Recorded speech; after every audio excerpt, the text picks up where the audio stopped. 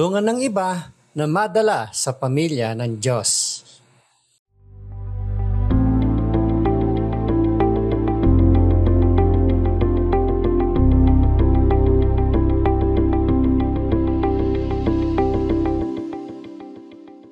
Kamusta po kayo? Pastor Arnold po. Kung tagasunod ka ni Kristo Jesus, ikaw ay may misyon sa mundong ito. Hindi ka lang nilagay sa mundo upang punan ang espasyo o para lamang habulin ang sarili mong mga pangarap. In the same way that you gave me a mission in the world, I give them a mission in the world. Mula po yan sa John 17 verse 18 ng The Message Paraphrase. May special kang tungkulin mula mismo sa Diyos. Kapag kabilang ka na sa pamilya ng Diyos, nagbabago ang direksyon ng buhay mo. Iba na ang dahilan ng pamumuhay mo.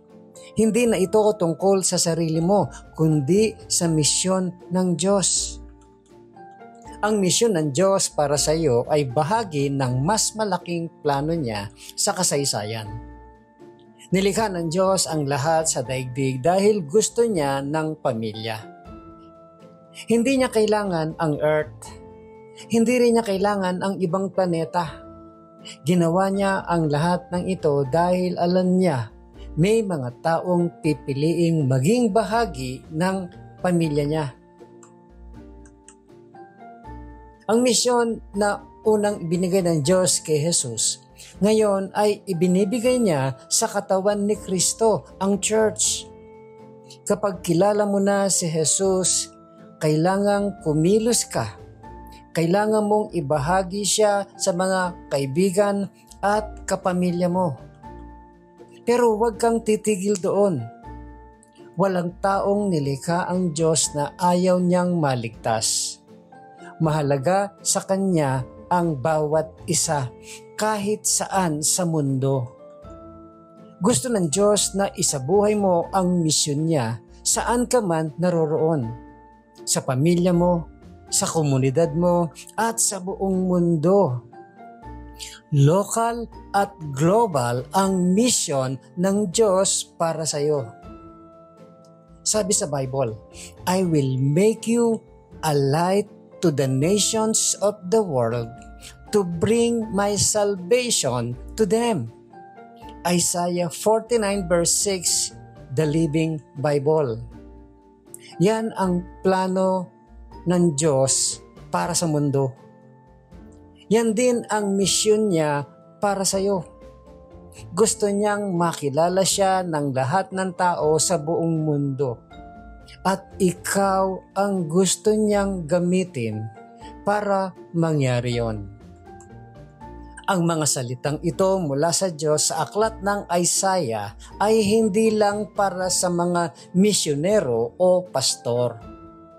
Kung bahagi ka ng pamilya niya, para rin sa iyo ang misyon na ito. Think about this, my friend. Do you need to change the way you live in order to follow God's plan? If so, what would that look like in your life? Kailangan mo bang baguhin ang pamumuhay mo para masunod ang plano ng Diyos? Kung oo, anong klaseng pagbabago ang kailangan mangyari sa buhay mo? Pag-isipan mo yan. Pangalawa, think about this. How can you be on mission with God across the globe? Even if God has called you to live in your hometown. Paano ka pwedeng makiisa sa misyon ng Diyos sa buong mundo kahit dito ka lang sa sariling bayan mo? At ang panghuli, think about this, my friend. Do you have fears or reservation when you think about the mission God has given you? Take some time right now to pray. Ask God to give you courage, discernment, and grace as you rely on His strength to complete your task. May takot o pag-aalinlangan ka ba kapag naiisip mo ang misyon na binigay ng Diyos sa iyo? Maglaan ng oras ngayon para manalangin. Hingin mo sa Diyos ang tapang, karunungan at biyaya habang umaasa ka sa lakas niya para tapusin ang ipinapagawa niya sa iyo. Muli po, ito si Pastor Arnold Adriano. At ang encouragement na ito ay hatid sa inyo ng Malabon Community Church. Have a great day, my friend. At huwag mong kakalimutan kung sino ang gumawa ng araw na ito.